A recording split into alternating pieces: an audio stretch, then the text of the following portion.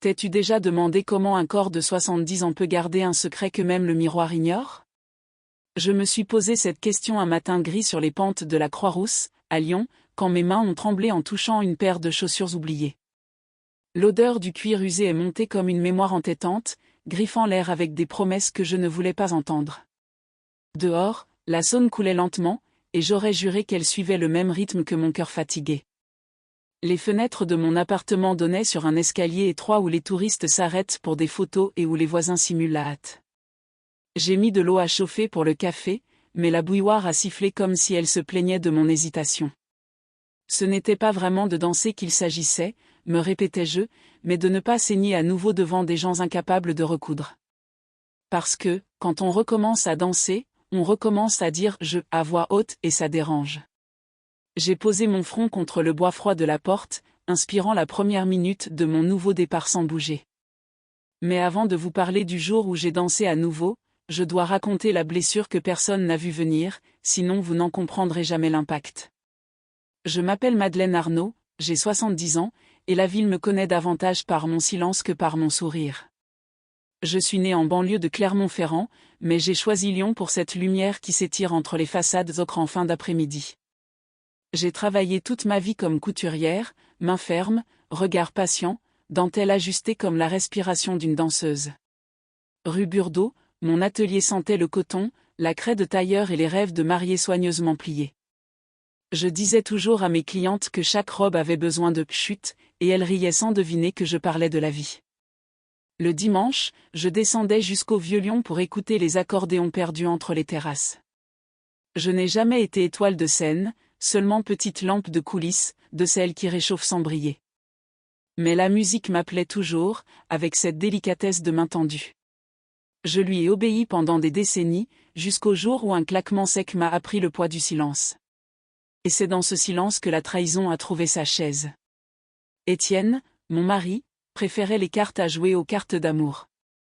Il aimait appeler hasard ce qui n'était que malchance, et moi, épuisé, j'ai cessé de corriger la grammaire de son vice.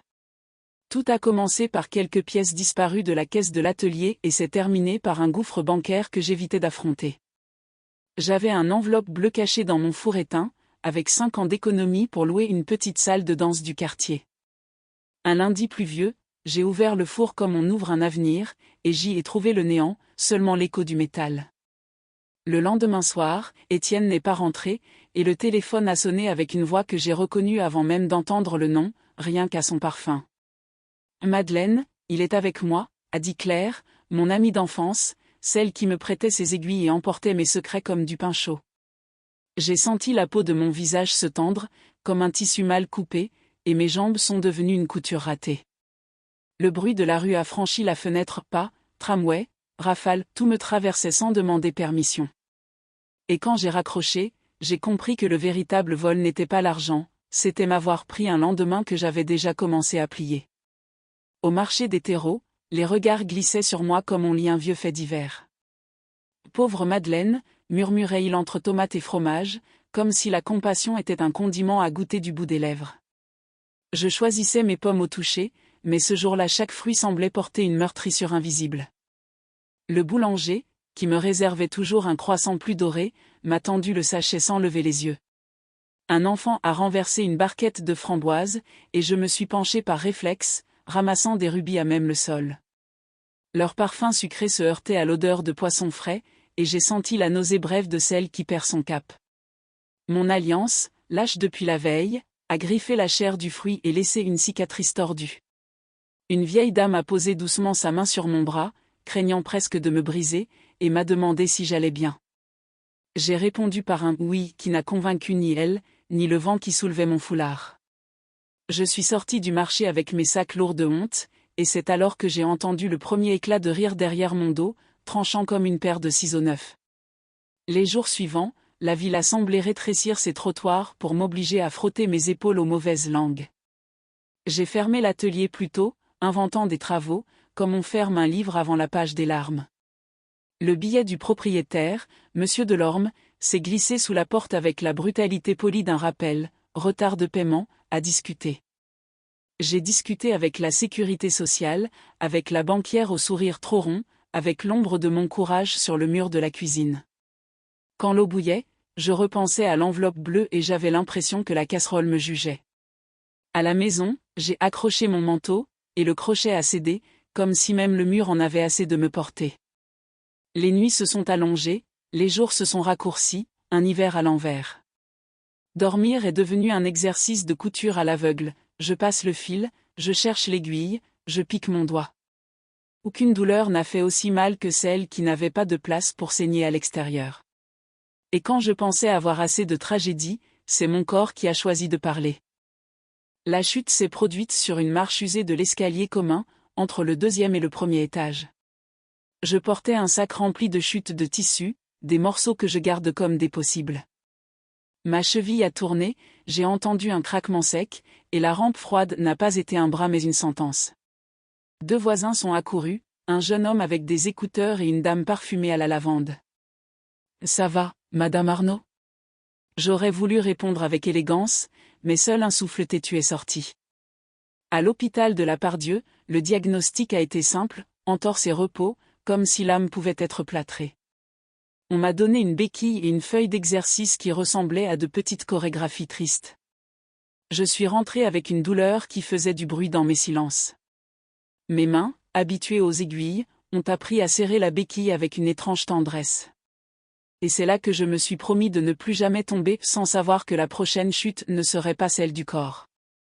Ma fille, Élise, vivait à Paris et m'a appelé 3 jours plus tard, pressée, impeccable, lointaine. Elle a dit qu'Étienne avait toujours été instable et que j'aurais dû agir avant, comme si sauver avait un mode d'emploi.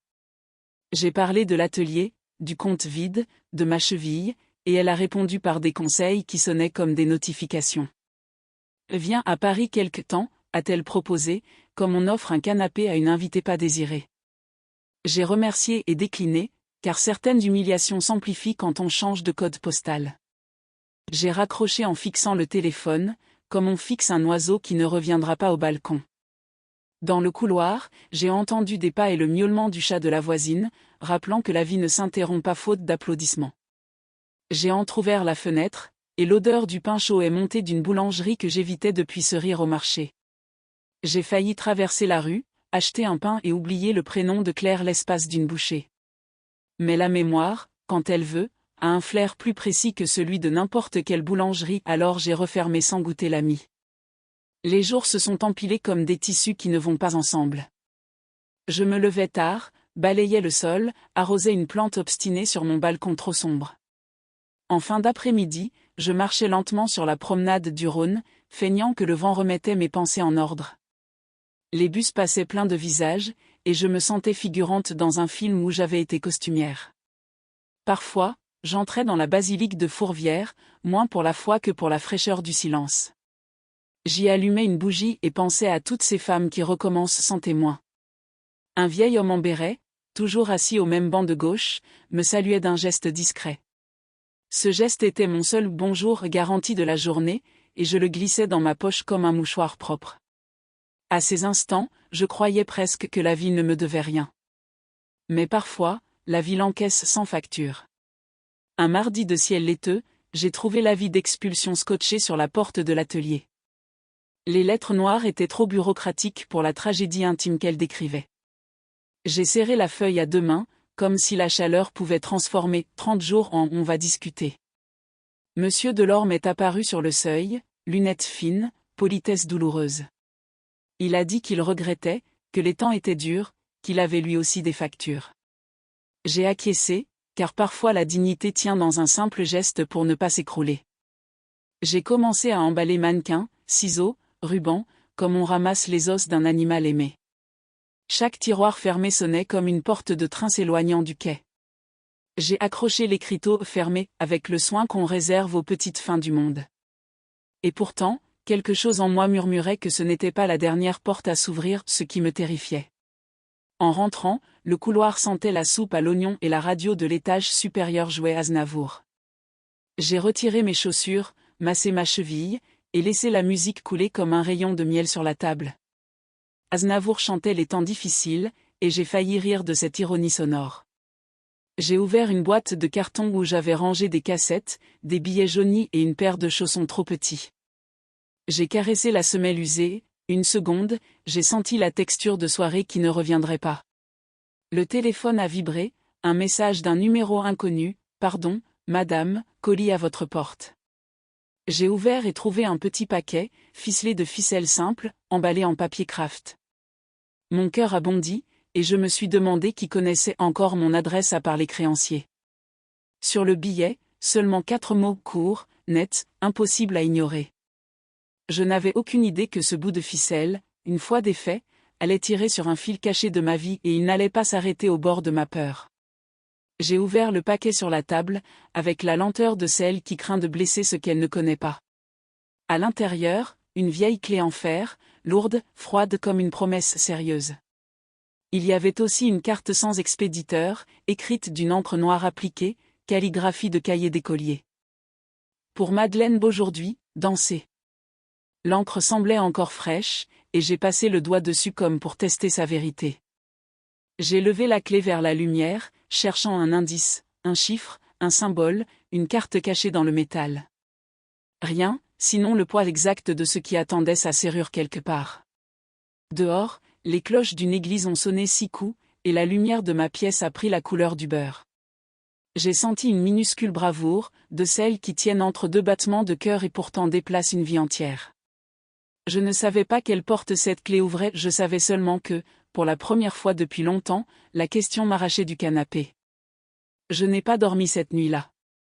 La clé reposait sur la table comme une présence, et chaque fois que mes paupières se fermaient, je voyais des portes imaginaires s'ouvrir dans ma tête.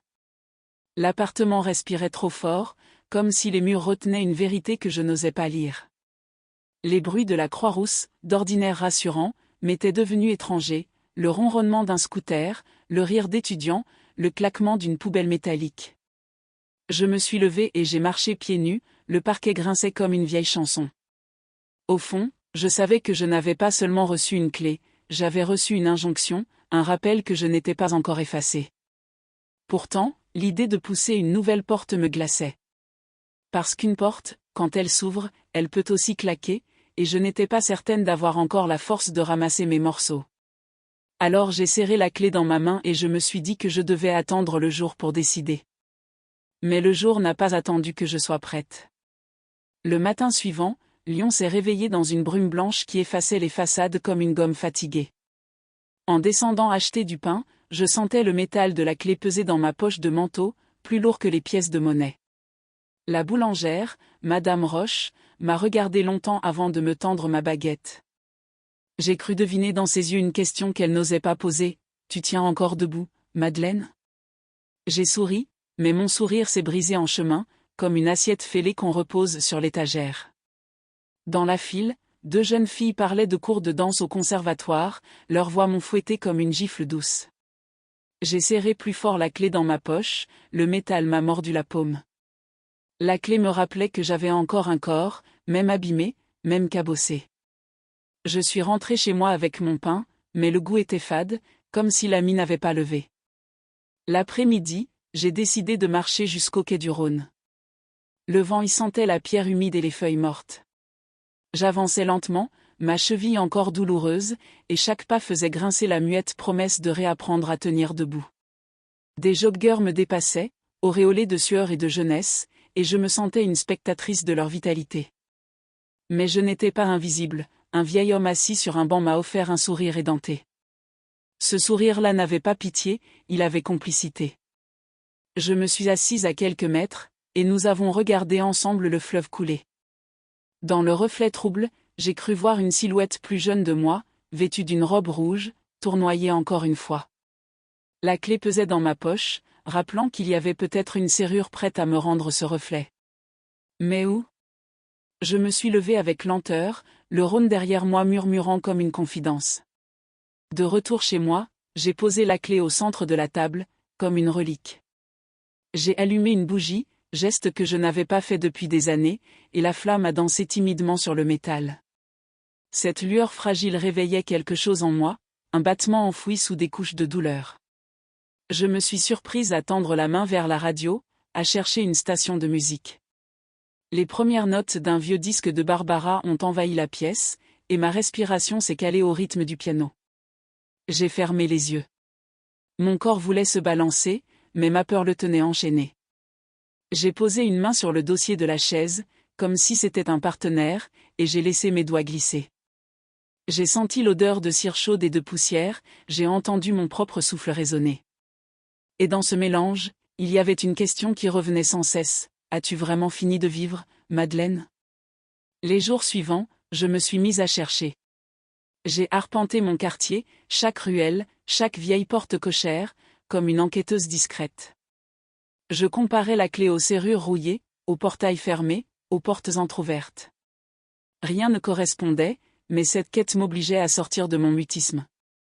Une libraire, me voyant scruter une serrure ancienne, m'a demandé si je cherchais quelque chose. J'ai répondu d'une voix hésitante, oui, peut-être une raison. Elle a souri, croyant à une plaisanterie, mais son sourire m'a tenu compagnie tout l'après-midi. Chaque soir, je revenais bredouille, mais pas tout à fait vide. Parce qu'à chaque tentative, j'avais croisé des regards, des voix, des fragments de vie qui se mêlaient à la mienne. Et je commençais à comprendre que la clé n'était peut-être pas destinée à un endroit précis, mais à un mouvement en moi. Pourtant, une part de moi attendait encore un miracle concret. Un soir de pluie battante, j'ai trouvé refuge sous une marquise près de l'Opéra de Lyon. L'air sentait le goudron mouillé et le parfum trop fort d'une passante pressée. Devant moi, les colonnes imposantes brillaient sous l'eau, et les marches luisaient comme un décor de théâtre. J'ai sorti la clé de ma poche, la tenant comme une pièce de monnaie qu'on hésite à jeter dans une fontaine. Un homme à manteau sombre, en m'apercevant, s'est arrêté. « Vous avez perdu quelque chose ?» m'a-t-il demandé d'une voix douce. J'ai hésité, puis j'ai répondu, peut-être moi-même. Il a hoché la tête, sans ironie, comme s'il comprenait. Puis il est parti, ses pas s'effaçant dans la pluie. Ces mots résonnaient encore alors que je rentrais chez moi trempée, la clé froide collée à ma paume. Ce soir-là, j'ai su qu'elle n'était pas un poids, mais une invitation. Mais invitation à quoi? Le lendemain, j'ai osé pousser la porte d'une petite salle de quartier dont j'avais entendu parler autrefois. La devanture était discrète, à moitié effacée par le temps, avec une inscription à peine lisible, « Salle des horizons ». À l'intérieur, ça sentait le bois ciré et la craie. Des photos en noir et blanc de danseurs des années 50 tapissaient les murs. J'ai avancé timidement, mais pas résonnant comme des intrus. Au fond, une femme d'une cinquantaine d'années balayait le sol. Elle a levé les yeux, m'a regardé droit dans l'âme. « Vous cherchez quelque chose ?» J'ai sorti la clé de ma poche, comme une offrande. Elle a souri mystérieusement. « Peut-être que vous avez trouvé. » Mon cœur s'est emballé, mais je n'ai pas eu le courage d'en demander davantage. J'ai rangé la clé, salué, et je suis repartie, tremblante. Mais cette salle ne quittait plus mon esprit. Les jours se sont enchaînés, et chaque soir je revenais près de cette salle, comme une amoureuse timide devant une fenêtre. Je n'osais pas entrer, mais j'écoutais les bruits filtrant à travers la porte, des pas qui frappent le parquet, des rires, une musique lointaine. Mon cœur battait au rythme de ces échos, et mes mains se souvenaient des gestes que j'avais oubliés. Parfois, j'imaginais pousser la porte et retrouver la Madeleine d'autrefois, celle qui tournoyait sans peur des regards. Mais la honte, vieille compagne, me tirait en arrière. Et pourtant, chaque soir, je me tenais là, immobile, comme si mes pieds plantaient racines devant cette promesse de vie. Je savais qu'un jour, je devrais entrer. Mais quand? Et avec quelle force? Un matin, alors que je longeais la Saône, j'ai entendu une mélodie qui semblait flotter sur l'eau.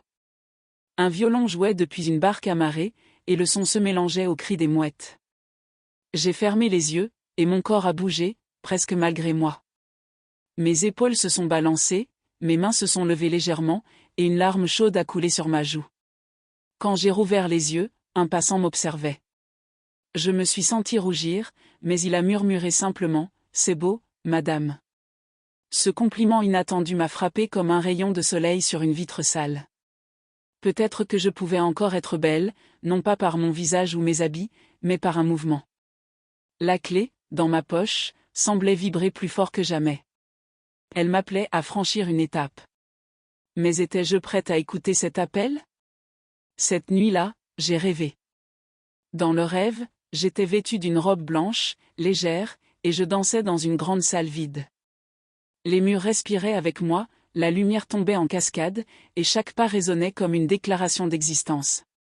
Mais soudain, une ombre est apparue au fond de la salle. Étienne, avec ses cartes en main, me fixait en silence. Je me suis arrêtée, figée. Puis la clé est tombée de ma main et a roulé jusqu'à lui. Il l'a ramassée, a souri, et s'est dissous dans l'air comme de la fumée. Je me suis réveillée en sursaut, trempée de sueur, le cœur battant. La clé était bien là, sur la table, immobile. Mais le rêve avait laissé une certitude, la clé n'ouvrait pas seulement une porte extérieure. Elle ouvrait aussi la serrure rouillée de ma peur. Et il fallait, tôt ou tard, que j'aie le courage de tourner ce métal dans la vraie vie. Le jour où j'ai enfin décidé de pousser la porte de la salle des horizons, il faisait un froid sec, et le ciel de Lyon s'était peint d'un bleu presque cruel. J'avais la clé dans ma poche, brûlante comme une braise. En entrant, j'ai senti l'odeur du parquet ciré et des rideaux lourds. La femme qui balayait l'autre soir était encore là, elle m'a souri comme si elle m'attendait. « Vous êtes revenu » dit-elle simplement. J'ai hoché la tête, incapable de parler, la gorge serrée par l'émotion. Elle a sorti un trousseau, mais j'ai tendu ma clé, tremblante. À ma stupeur, elle est entrée parfaitement dans la serrure de la petite porte latérale. Le déclic a résonné comme une note de piano. Derrière, une salle intime, plus modeste, m'attendait, baignée d'une lumière dorée. J'avais l'impression que cet espace m'appelait depuis des années. Et pour la première fois, je me suis sentie invitée à respirer autrement. La femme s'appelait Hélène. Elle m'a raconté que cette salle accueillait des cours de danse ouverts à tous, surtout aux seniors. Elle m'a dit qu'une association locale avait voulu réhabiliter l'endroit, mais que peu de gens osaient franchir la porte. Peut-être que la clé a trouvé sa propriétaire, m'a-t-elle lancé avec un clin d'œil.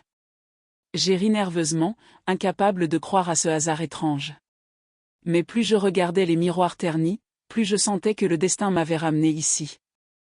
Hélène a posé une main douce sur mon épaule. « Vous voulez essayer ?» J'ai hésité, regardant mes chaussures ordinaires, mon corps lourd, mes mains ridées. Pourtant, quelque chose en moi brûlait d'accepter. Je savais que ce premier pas serait une justice rendue, non pas à l'histoire ou à Étienne, mais à la Madeleine que j'avais abandonnée. Les premiers mouvements furent maladroits, presque ridicules. Mes pieds semblaient de pierre, ma cheville encore fragile me lançait. Hélène m'a guidée, posant le rythme doucement, comme une infirmière attentive. Dans les miroirs, je ne voyais pas seulement mon corps, je voyais mon passé, la jeune femme en robe rouge, les nuits d'accordéon dans le vieux Lyon, les rêves cousus au fil des robes. Je tremblais, mais je dansais. Et dans ce tremblement, il y avait une libération. J'ai senti des larmes chaudes couler, mais je n'ai pas arrêté. Chaque pas était une gifle au silence qui m'avait écrasé. Chaque geste était un non à la trahison d'Étienne, un non à la honte que Claire avait plantée en moi. J'étais encore vivante, et je le proclamais avec mes jambes hésitantes. Au fil des semaines, je suis revenue régulièrement. Le parquet a commencé à mémoriser mes pas, à les accueillir comme un vieil ami. Les autres danseurs, hommes et femmes, m'ont salué avec chaleur. Ils ne savaient pas mon histoire, mais ils la lisaient dans mes yeux.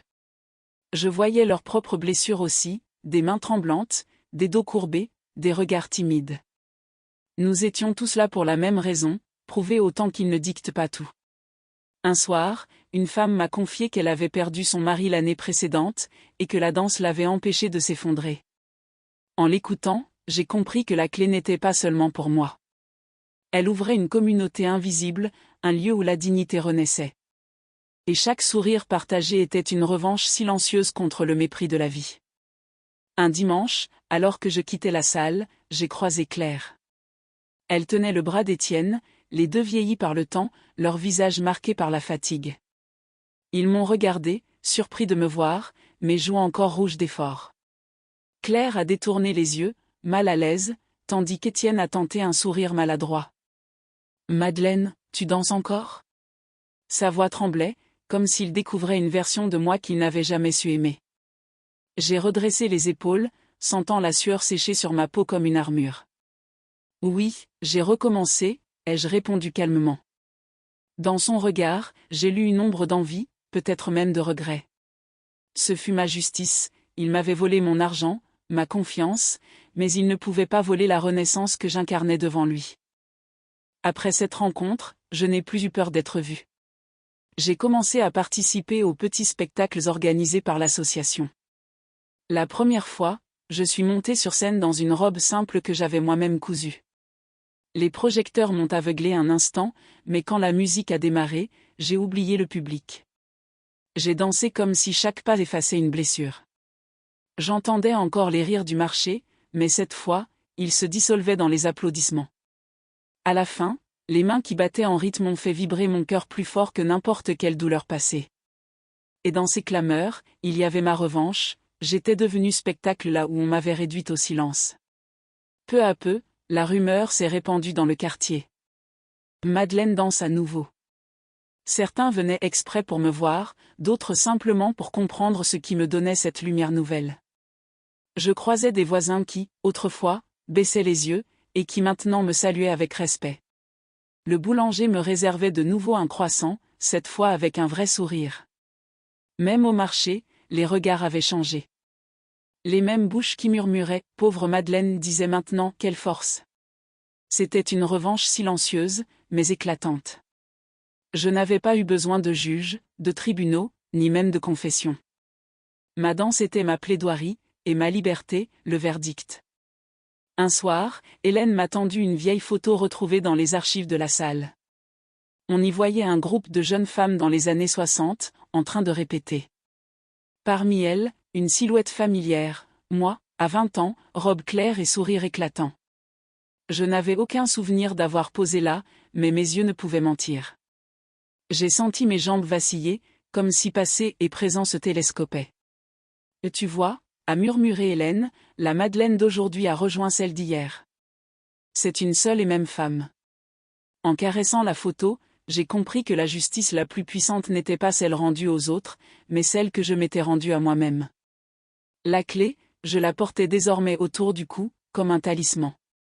Chaque fois que mes doigts la touchaient, je me souvenais du chemin parcouru. Ce n'était plus un métal froid, mais un symbole chaud, vibrant. Un soir d'hiver, alors que la neige commençait à blanchir la place Bellecour, je me suis arrêtée et j'ai regardé les passants. Personne ne savait ce que j'avais traversé, personne ne connaissait la douleur précise de mon histoire. Mais je n'avais plus besoin que quelqu'un sache.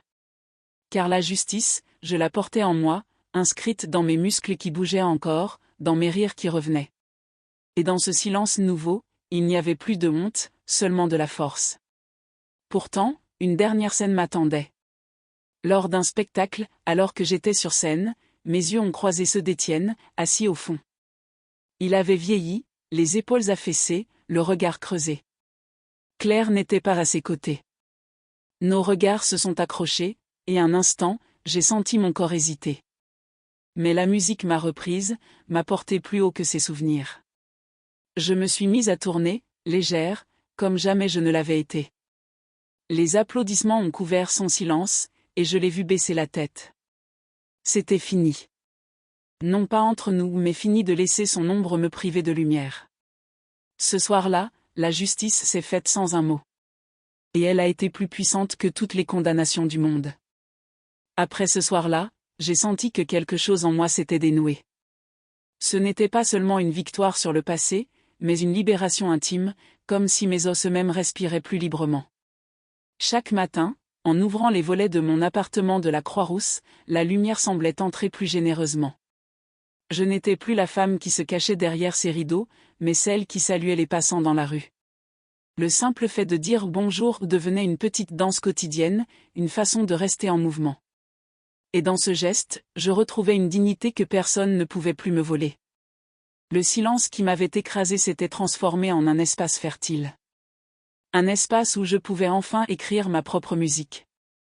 Je continuais à fréquenter la salle des horizons, mais désormais, je n'y allais plus pour réparer quelque chose. J'y allais pour célébrer. Le parquet grinçait toujours, mais ce grincement sonnait comme une complicité. Les miroirs reflétaient mes rides, et je les accueillais sans honte. Chaque pli de mon visage racontait une victoire silencieuse, chaque cicatrice devenait un chapitre de ma danse. Les autres élèves me considéraient avec admiration, parfois même avec une forme de tendresse filiale. Et moi, je leur répondais par des sourires sincères, convaincu que chacun portait en lui une clé, visible ou non, pour rouvrir sa propre vie. Un soir d'été, après une répétition, j'ai traversé la place Bellecour baignée de lumière orangée. Les rires des enfants, les terrasses bondées, les vélos qui passaient, tout vibrait comme une partition vivante. Je me suis arrêté au milieu de la place et j'ai levé les yeux vers la statue de Louis XIV, immobile depuis des siècles. Et j'ai pensé, même la pierre la plus dure finit par porter la trace du vent. Moi aussi, j'avais porté mes tempêtes, mais elles m'avaient sculpté autrement. J'ai tourné sur moi-même, discrètement, juste un pas, un geste, et j'ai senti que ce mouvement minuscule suffisait à affirmer ma présence dans ce monde. La paix, finalement, n'était pas une fin, c'était un mouvement continu. Je n'ai plus revu Étienne. Peut-être avait-il compris qu'il n'avait plus aucune emprise sur moi. Peut-être que la vie l'avait puni de son propre poids. Quoi qu'il en soit, son absence ne me faisait plus mal. Elle était devenue une sorte de silence neutre, un espace vide que je pouvais remplir de musique. Quant à Claire, elle avait disparu de mon horizon. Je ne nourrissais plus de haine pour elle. J'avais appris que certaines trahisons n'ont pas besoin de vengeance. Leur poids s'évapore quand on choisit de danser plus fort que leurs souvenirs. Et cette révélation m'a donné une paix nouvelle, une paix que je n'avais jamais goûtée même dans mes années de jeunesse. Un matin, Élise, ma fille, est venue me rendre visite à l'improviste. Elle m'a trouvé au milieu du salon, en train de répéter un pas maladroit. Elle est restée figée quelques secondes, puis elle a souri. « Maman, tu n'as jamais été aussi belle. » J'ai ri, surprise, émue.